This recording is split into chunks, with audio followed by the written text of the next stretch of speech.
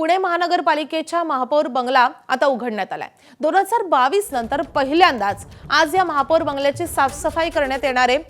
नव्या महापौरांसाठी बंगल्याची डागडुजी करण्यात येईल। बंगल्यात रंगकाम आणि फर्निचरचे काम सुरू करण्यात आले। पुण्यात यंदा महिला राज असणार आहे। महापौर पद हे नेमकं कुणाला मिळेल? पुण्यात देवेंद्र फडणवीस कोणत्या लाडक्या बहिणीला संधी देतात हेच पाहणं महत्त्वाचं असेल।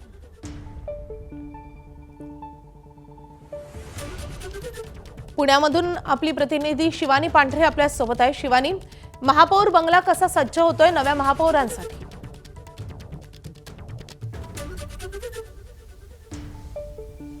पुण्यात यंदा महिला राज असणार आहे आणि याच महिला महापौरांसाठी हा महापौर बंगला आहे तो सज्ज होताना दिसतंय। मी आतलं दाखवते। आत सगळ्या प्रकारची रंगकाम आहे ते सध्या सुरू करण्यात आलंय।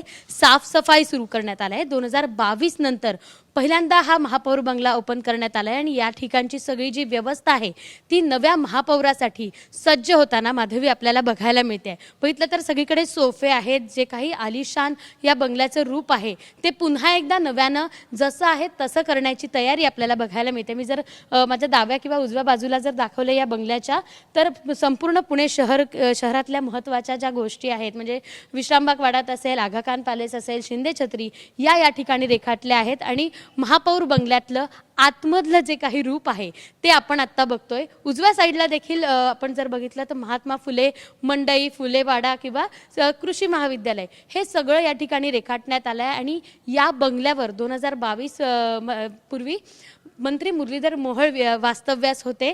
त्यांचा कार्यभार संपला आणि त्याच्यानंतर 2022 नंतर निवडणुका झाल्याने आता धामधुमीत महापालिकेच्या निवडणुका झाल्या। महापालिकेच्या निवडणुकीत पुण्यात काय काय चित्र होतं हे उभ्या महाराष्ट्रानं बघितलं। आता महिला राज असणार आहे। नव्या महिला महापौरासाठी हा बंगला आहे तो सज्ज होताना बघतायत। मात्र देवेंद्र फडणवीस नेमक्या कोणत्या लाडक्या बहिणीला या महापौर पदाची संधी देत आहे हे पाहणं महत्त्वाचं असणार आहे। आणि हे महापौर पद कोणाच्या गळ्यात पडतं आणि कोणत्या महिला महापौर पुण्याला मिळतात आणि अख्खा कारभारीण पुण्याची कोण होते हे पाहणं तेवढंच महत्त्वाचं असणार आहे। मात्र याच कारभारणीसाठी हा बंगला आहे तो सज्ज होताना दिसतोय। नक्कीच बंगला तर सज्ज होतोय, मात्र महापौर पदाची माळ कोणाच्या गळ्यात पडणार याचीच प्रतीक्षा आहे। शिवानी, या संदर्भातले अपडेट जाणून घेत राहू। सध्या धन्यवाद या सगळ्या सविस्तर। एबीपी माझा, उघडा डोळे बघा नीट।